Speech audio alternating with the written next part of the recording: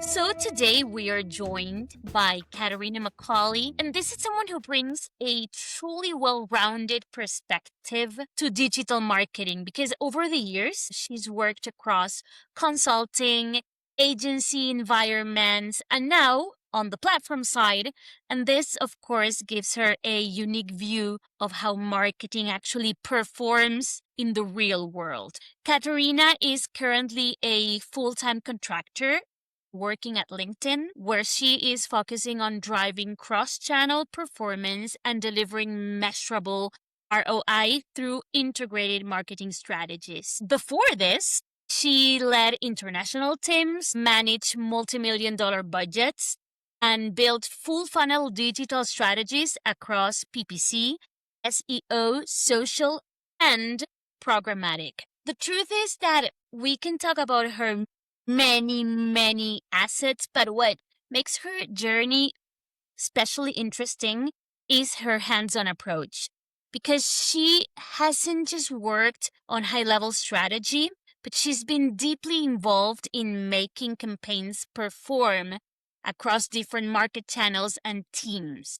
And that is very important today because this is the real deal. She is the real deal. We're not going to just talk about marketing theory.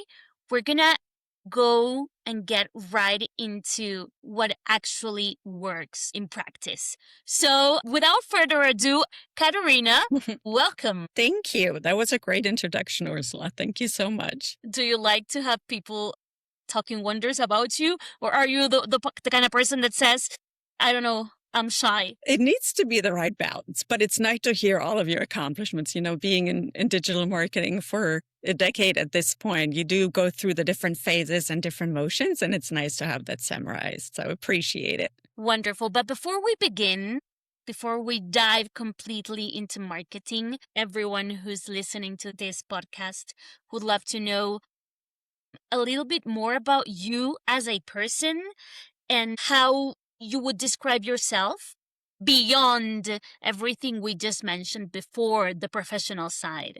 Yeah, I think I've always been very curious how systems and people behave and how it all comes together, especially as we think about different markets and the world being so interconnected these days. So I was born and raised in Germany and then moved to the US a decade ago and also spent some time in Mexico and Spain for a chunk of time. So I think it gave me a very good lens of how I have my own baseline, being born and raised in Germany, but still living in all of these different cultures and interacting with different people. So I think that's that red thread that has continued throughout my career and who has then translated into my career. So working in different environments, like you mentioned, I've worked in consulting, agency, and then on the platform side as well. So it's all coming together and it's very interesting to see that over time.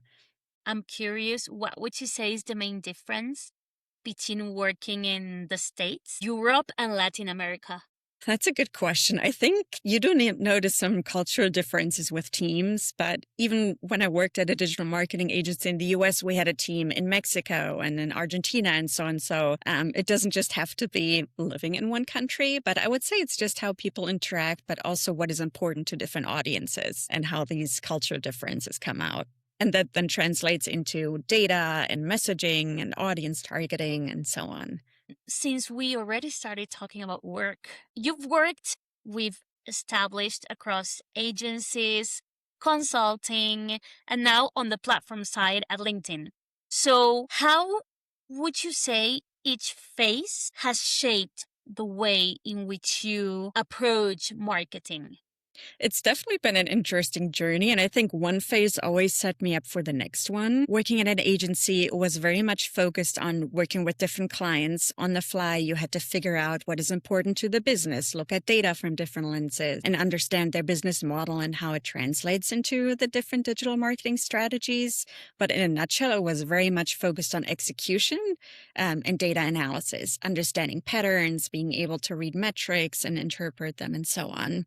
And then moving into consulting, I worked on strategy and structure. So I worked with a couple of companies who didn't really have a digital marketing presence or who didn't really know yet how to leverage Google Ads. It was kind of starting from scratch, but taking all of those learnings from the agency side with me. And then now being on the platform side, it's very interesting too, because again, you look at things with a different lens. So you think about budgets differently. You're exposed to a lot more customer zero testing that you may not be able to use on the agency side, and that is very much focused on understanding platforms, understanding dynamics, auction dynamics, different channel dynamics, and so on.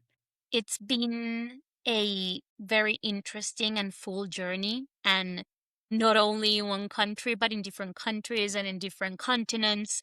So, what's that one belief about digital marketing you've changed your mind over the years and over the countries and over the companies? For me, what drew me to digital marketing in the first place was that we are able to put something in market, but we are able to get data right away. We don't have to wait a few months to see how audiences respond to it, but we can actually adjust on the fly and we can pivot. So, knowing that we have so much data, my belief was that the more data we have, the better decisions we can make. But that belief changed because a lot of times we have so much data these days on different platforms, even within a platform and different campaigns. So there's a lot of noise that we have to deal with. And so it's really important to focus on the metrics that are the most important to you and to the business. And we want to make sure that we interpret those and use them for any optimizations that we want to do or pivot if needed and so on. So it's that, I guess the belief changed in a nutshell that the more data doesn't always mean that we are able to make better decisions. Actually, people would say before that data is power. Now we could say that understanding data and which data is important is actual power, not just data. Exactly. So you've led campaigns across PPC, SEO, and programmatic. What would you say true cross-channel integration looks like beyond the buzzwords? Great question. And I did have exposure to paid social and email as well. So really the whole bandwidth of different channels. But I would say it's all about true alignment. So we don't just want to think about each channel on its own, because the truth is a user is on social media. They may check their email, they may Google something and then see an ad. So we have to make sure that we really think about that whole consumer journey experience. And so we can't really think about these channels on their own, because somebody might see a message, the specific messaging in Google Ads, but is then on Meta, it might see it again. So that coherent experience is really important. And I think rather than thinking about it on a channel level, we first have to make sure that audiences are aligned. Are we targeting the right people?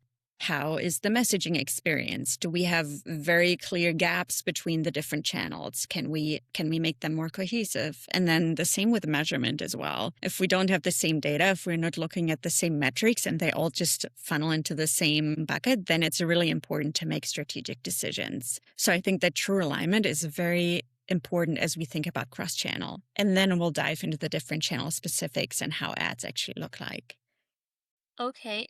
And Katerina, I know what I'm going to ask you is something you've studied and something you've been working for many years, and it's not an easy answer. And you could probably write a book about this. But let's try to help people understand why most brands struggle to connect different marketing channels effectively. I think it actually ties back into the conversation and question we just had about cross-channel integration. I think there is sometimes a silo, even not just between different marketing channels and how they operate, but even teams as a whole. So it comes down to organizational structure, because the reality is we work with so many different stakeholders. They all have their own agenda. They might have different success metrics and they have different goals that they are trying to achieve. So bringing all of that together can be really, really difficult. And so I think operating in silos, even from a team structure perspective, is why a lot of brands struggle. So I think clear communication is really important. Alignment before we even put campaigns in market is really important, and aligning on measurement, audience, and so on, so that it's all a coherent experience. That would make life a lot easier. Since we're on this note and we're trying to simplify things that are very complicated to explain, I know I probably have very long answers, but I mean, we have to try to keep them as short or approachable as we can. What is the one mistake that brands make when they try to scale across channels? A lot of times we run into the issue where we want to scale a new initiative or a test that we just started running before it's actually proven that it's working. So we may end up with a lot of wasted spend if we don't take the time to see, is this actually working? Is it not working? Do we have enough data? Are we looking at the right metrics and so on? So focusing on that and on making sure that we have a proof that it is working well and that it can be repeated is really important. And I think being patient exactly in that moment would help with a lot of better performance. Katrina, you've been working for how long now? If you had to say like an estimate? About a decade. Okay. And throughout this decade, almost 2 decades or a decade and a half, you've managed everything from strategy to implementation. Where do most campaigns actually break down? I think in reality, we may have a great strategy and we are putting a lot of thought behind our strategy and what it should look like. I think where campaigns usually break down is at the execution phase. There might be some misalignment between the strategy and the actual execution or what the campaign looks like once we are building it. So I think that's the biggest risk factor, and that clear communication, again, is really important, aligning with the team and aligning with the right stakeholders. So somebody who is actually in the campaign manager tool at LinkedIn or somebody who is in Google Ads knows what kind of targeting we can use, how many characters we can use in a Google ad, what is important to messaging, what are the different ins and outs of a channel. So we need to take all of that into account when we are building a campaign. So that very fast feedback loop and having those conversations early on will make the biggest difference in making sure that the campaigns are successful. From your perspective, what does good execution in digital marketing look like in real terms? The real thing, not just theory, like the real thing. I have a lot of experience building campaigns and being hands-on. So I think the biggest factors in good execution is focused on making sure that we are very detail-oriented. So making sure we are targeting the right people, that we are using the right creative and so on. But good execution actually goes way beyond just building a campaign. We don't just want to launch a campaign and then set and forget it, but it's really important in digital marketing to optimize. So we want to look at performance every week, make sure that we're keeping a very close eye on data, and then optimize as we go. We are able to make tweaks and then see how that will shake out when we look at data again. So good execution is really that, being very focused on checking data regularly, monitoring performance, making tweaks, seeing how that will impact performance and so on. So you're looking at the execution of a campaign and you're trying to decide whether or not it's worked. So how long would you say it takes to actually know if a campaign has worked? When do you say, okay, no, this didn't work, let's move on to the other? Or, yeah, it is working? It's an interesting question. I actually get this one a lot. I think it really depends on if it's B2B or B2C. So if we are focused on B2B, then the feedback loops and conversion rates or conversion timeframes are a lot longer than B2C. So we may have to wait 9 months or even 6 months to know if the business outcome is what we were expecting from a campaign. I still think there are some tweaks that we can go, though. Typically, we look at a testing timeframe of 2 to 4 weeks in most cases. So we should get an idea of how are the different metrics looking like? What is the click-through rate? What is the conversion rate so far? How many impressions are we getting and how many clicks, so that we can still optimize? So we don't necessarily have to wait those 9 months until the conversions are flowing in. We can still help performance in that way. And then for B2C, typically the time frame is shorter. I would still go with that 2 to 4 weeks. But again, it really depends on so many factors, like how much data volume are we gathering? What is our budget? What is our audience? And so on. So it's more of a case-by-case decision. That is so interesting, especially in this time and days where people just want everything to work the following day and the Exactly. thing it didn't work. So, what would you say sustainable growth actually means in digital marketing? Good question, too. I think a lot of times when we think about growth, we always tie it to a dollar amount. If we get X% more budget, then we're able to grow our campaigns and our performance by X%. But that sustainability factor, I think, is a lot more focused on making sure that we are not just working on one quick win and we are gathering performance from that, but we are more focused on small wins that we're doing on a continuous basis. So that's where optimizations come in again. We want to make sure that we optimize very regularly, that we monitor performance, and that even if at some point budget might be cut or it's reduced, that we're able to mostly keep those metrics stable, or at least try to mitigate that performance decrease as much as we can. Even though I am not a marketing expert, um, LinkedIn has become my favorite.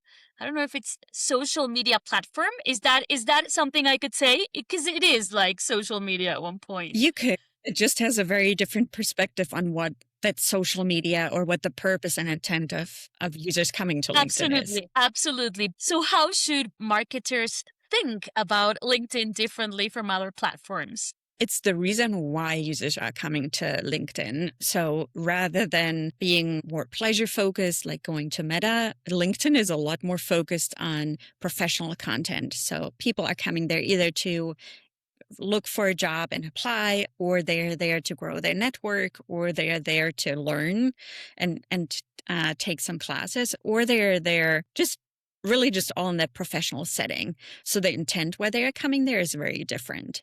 And I think that translates into how brands should think about content rather than just putting content out there. It's more about value driven content that we want to focus on. And it's also a great tool to build your brand as a company so that people want to work for you. They see that you put great content out there. And I am going to change the subject completely because I'm very interested in trying to understand what what you would say a high performing marketing team looks like today. A high functioning team is very much cross functional. So rather than operating within our silos of being experts in producing campaigns and getting them live, we need to think more about cross functional teams like the analytics team, the product team, the media team, and connect the dots between them. So it's all about that shared goal that all of these teams should have and the different KPIs. If we're not aligned on the right success metric, or if we're not aligned on the same goal, it's really difficult to work together and actually produce high performing initiatives. So I think there needs to be a lot of collaboration, there needs to be a lot of communication, and just the general mindset of things will change and things are always changing, and there will be new tools and there will be new features and there will be new headwinds coming for us. But working together and having that shared goal and KPI, I think will ground everyone to still move right direction together. I'm listening to you and you make it sound really easy and not complicated. So It's very I complicated. have It to can ask, be very complicated. but I have to ask, are marketers overcomplicating digital strategies today? I mean, is it easier than it actually looks, or it is very complicated? I think it's both. I think it is very complex in the environment that we are in today with new AI tools coming our way and that big push to more data and more availability of different platforms and ad formats and so on. But I think you can get lost in strategy very, very easily. But the truth is that that baseline and that foundation still holds true. We still need to make sure we have the right data and the right measurements set up. We still have different ad formats and we need to make sure messaging is aligned. We still have different targeting capabilities. So these different levers that we can pull in conjunction with making sure that we optimize, that we look at performance, that we interpret data in the right way still holds true. So I think sometimes we just need to ground ourselves while still keeping an open mind to all the change that is happening around us. Well, on that note about keeping your mind open and just trying to see what happens. You went back to school. While you were working, you already had a job and a career, and you decided to go back to school to pursue a higher education. So how has it helped you in your role as a marketer? Yeah. Now looking back at that time, it was very stressful working full time while also studying full time. I think the interesting part about the Master of Business program that I did was that I did a focus area on marketing and business analytics. So, which kind of encompasses all things digital marketing related, right? We have the data, we have marketing strategies that still hold true, and we also need to think about all of our initiatives from a business outcome perspective. So I think having these educational pieces in the back of my mind and thinking through these more from a business perspective has really helped to connect the dots with different teams. And that's why I think that cross-functional collaboration is really important, because we need to make sure we are all aligned with the same KPI and the same goal, and different teams have different perspectives, and pulling all of that together just makes campaigns a lot more successful in my experience. Okay, so I need to know. I know you left it, but would you do it again? Would you go back to school today? I think right now I would rather focus on being in the depth of things and being part of all the change that is happening. I do think I have a very good foundation, and I'm very grateful that I got all of that knowledge a few years ago. But right now I really enjoy being hands-on and being part of the change and just learning and being in different environments. Okay, final question. Because I know you're a very busy lady, but I have to ask, what is the one advice that you would give a marketer to be successful in LinkedIn marketing? No trade secrets. Nothing that Okay. you shouldn't say. Just like the piece of advice. hmm LinkedIn can be very helpful in a lot of different ways. I think sometimes people think about it more as a platform to look for jobs and apply, but it really helps to build a network and have those contacts over time and just be in touch and learn as we go and learn from each other. So that would be one of the pieces or nuggets of wisdom, to really leverage all of the different capabilities that it has. And then I think my second nugget of wisdom would be, if you want to build your brand and if you want to be a marketer on LinkedIn and run campaigns, or build your company brand, it's really important to not just think about volume, but think about your audience and be relevant. And especially be relevant with the messaging and content that you're putting out. Because ultimately there are so many different audiences and industries and so many different perspectives. So rather than just doing a blanket approach, it's really important to be targeted and to create value. Katerina, thank you so much for joining us, for being with Of us, course. talking about marketing and showing us everything that we can do, what we are not doing, and what we should be doing. Thank you so, so very much. And where can people find you if they want to talk to you? I would say on LinkedIn, feel free to connect with me. It's my LinkedIn profile, KATHARINA MCCAWLEY. And it was great chatting with you, Ursula. Thank you so much for having me.